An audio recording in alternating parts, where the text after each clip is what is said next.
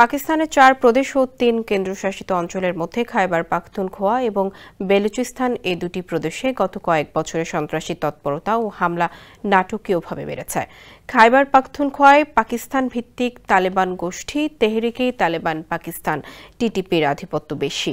28 June শনিবার দুপুরে দেশটির উত্তর পশ্চিমাঞ্চলীয় প্রদেশের ওয়াজিরিস্তান জেলায় সেনাবাহিনীর গাড়িবহরের মধ্যে একটি বিস্ফোরকবাহী গাড়ি ঢুকে পড়ে এবং ঢোকার পরপরই বিস্ফোরণ ঘটে।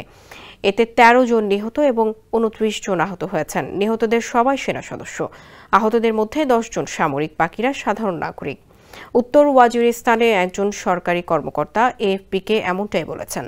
তিনি আরও জানান, বিস্ফোরণে রাস্তার পাশের দুটি বাড়ির ছাদ উড়ে যায়। এতে 6 শিশু আহত হয়। পাকিস্তান ভিত্তিক তালেবান গোষ্ঠী তেহরিক-ই-তালেবান পাকিস্তান টিটিপির উপশাখা হাফিজ গুল বাহাদুর আর্মড গ্রুপ ইতিমধ্যে হামলার দায় স্বীকার করে বিবৃতি দিয়েছে। এদিকে বেলুচিস্তানেও ব্যাপকভাবে বেড়েছে বিচ্ছিন্নতাবাদী গোষ্ঠী বালুচ লিবারেশন আর্মি BL এর তৎপরতা।